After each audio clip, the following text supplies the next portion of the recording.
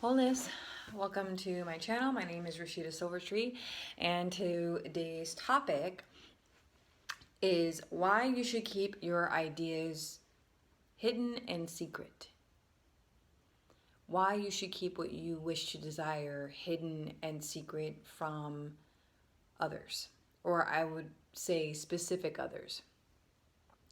A lot of the time, we get really excited about things that we want to manifest, the ideas, insights, and epiphanies we have, especially if it involves us taking action to manifest the goal.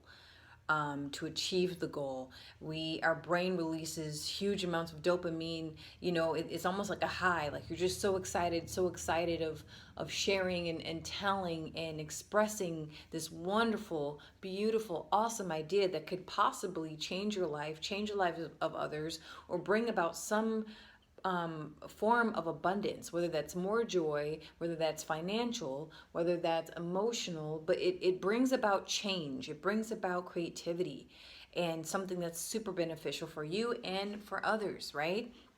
And why not? Why would we not want to, or why would we even try to even avoid sharing our ideas with other people? Well, here's the thing. You only want to share your idea with those who are doing what you're doing. Now, I don't mean to be or sound like a negative Nancy, but sometimes when we express an idea or a plan with others that aren't really in alignment of what we're doing, it's almost like you tell a teacher, guess what? I'm going to become a ballet dancer. Okay? Now, to some extent, that teacher, the educator would be like, oh, okay, well, how are you going to learn, right? Because their expertise is at learning. It's at repetition. It's learning concepts. It's learning, how to build on the skills that you have to become the professional that you desire to be. But they cannot teach you how to dance. They cannot teach you the physicality or the physical demands or the, what to expect, okay? And so it's very important to, if you have this beautiful, wonderful idea circling around in your energy vortex, meaning your mind, body, and heart, and you receive downloads and visions, you're receiving big yeses from the universe, right? Big yeses, strong yeses from the universe that this is the next step for you to take. But you need a little guidance, or you need confirmation, or you need validation, or you're seeking information, or you need to acquire more knowledge about what you're being pulled to do. Seek out people who are doing what you're doing. Now, you might feel a bit of competition, if you will, but in the words of my own mother, she said, you are your own competition.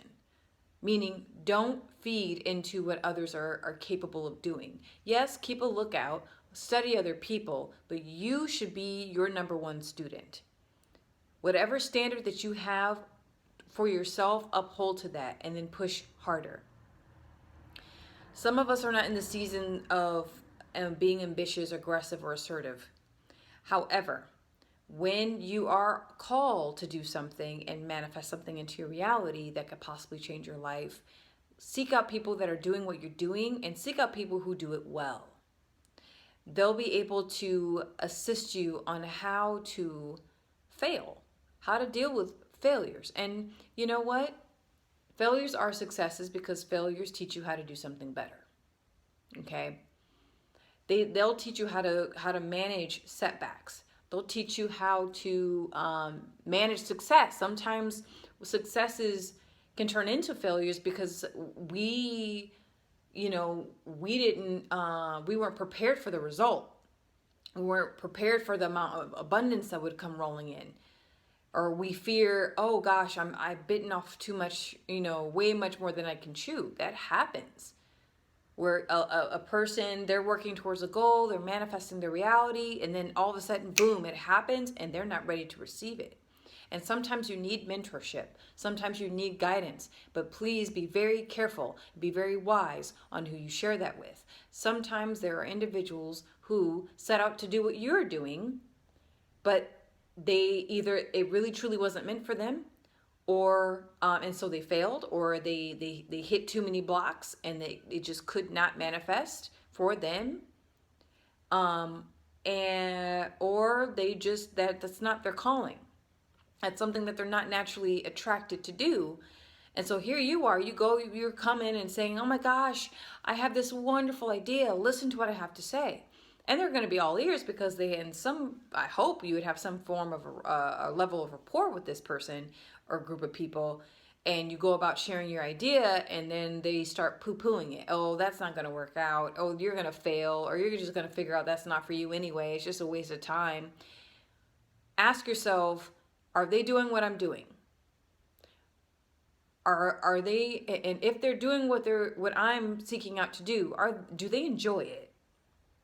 Are they successful at it? Are they content at what they're doing? How do they handle their successes and failures?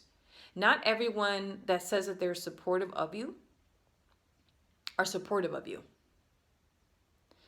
I've noticed one thing working in an industry that requires a lot of hands, okay? A lot of hands on deck, meaning a lot of physical labor. It's downright physical labor, but I deal with human beings. In this line of work, you need help. It's a very team-oriented environment. You cannot do like a hospital, okay? It's healthcare.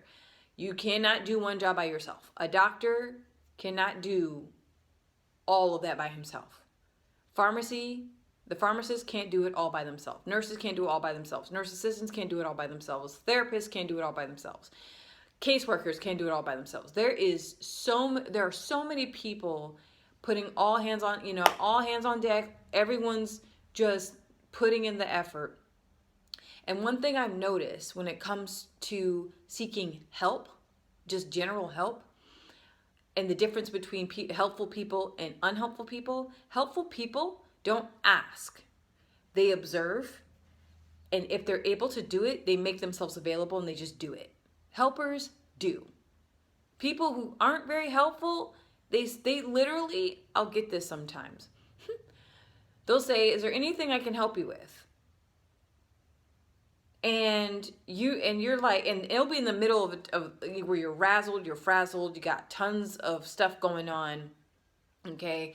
And so they see that. They see you're stressed, they see you're pressed, and they ask you, oh, just let me know if you need help.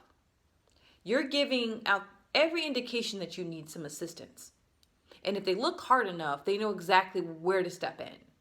Sometimes we do have to go out of our way to ask for help, but sometimes it's stupidly obvious when one needs help.